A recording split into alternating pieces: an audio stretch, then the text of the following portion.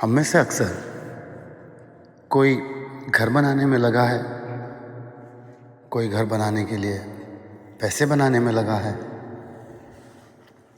کوئی کاروبار بنانے میں لگا ہے، کوئی کاروبار بنانے کے لیے پیسے بنانے میں لگا ہے، یا پیسے جٹانے میں، یا کچھ اور کرنے میں، جاب کر رہا ہے۔ ہم کچھ نہ کچھ بنانے میں لگے ہوتے ہیں، کچھ نہیں تو سپنے بنانے میں لگے ہوتے ہیں۔ یار جس کے لیے یہ سب بنا رہے ہو اس کو بھی تو بنانا چاہیے نا۔ وہ اپنی ذات سب کچھ بنا لیا، اب راجا کا بیٹا ہے، لائق نہیں ہے، پورا راج محل پڑا ہے اس کے لیے، اس کی پرجا بھی ہے، اور سپہ سالار بھی ہیں، اور صلاح کار بھی ہیں، سب کچھ ہے یار اس کے پاس، تو اسے تو کچھ بھی نہیں بنانا پڑا۔ اچانک صاحب وہ راجا کا بیٹا تھا، خود راجا بن گیا، اور جو بھی چیزیں کوئی سوچ سکتا ہے دنیاوی، جو بنانے کے لیے دنیا اپنی جان اور پوری زندگی جھونک دیتی ہے، وہ تو اس کے قدموں پہ نشاور ہے۔ ایک آدمی آیا، ذرا سی دیر میں اس کا تختہ پلٹ دیا، کچھ اور کر دیا، اس کو مینیپولیٹ ہی کر لیا۔ تو میرے بھائی اس کو بھی تو بنانا ہے نا جس کے لیے سب بنا رہے ہو، خود کو تراشنا ہے نا، خود کی پرورش کرنی ہے۔ ایک پرورش بچپن سے ہو رہی ہے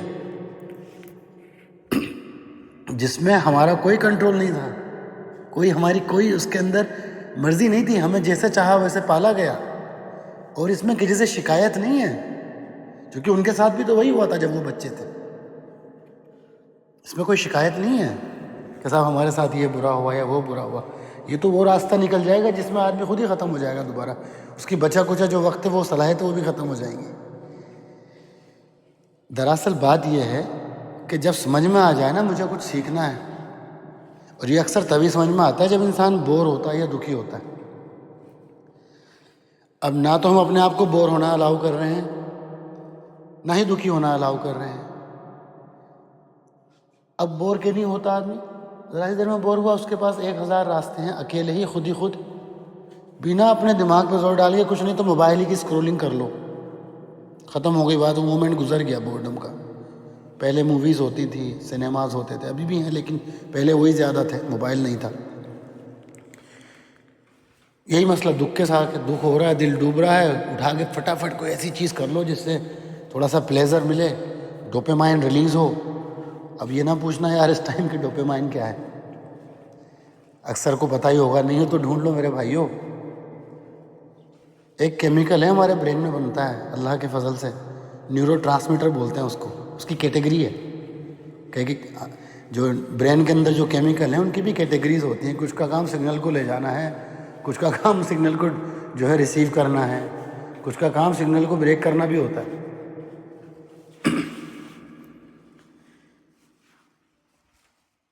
تو بس یہی بات ہے یار، جس کے لیے سب کچھ بنا رہے ہیں اس کو بھی تو بنا لو۔ اگر اولاد کے لیے بنا رہے ہو تو پھر اولاد کو بناؤ،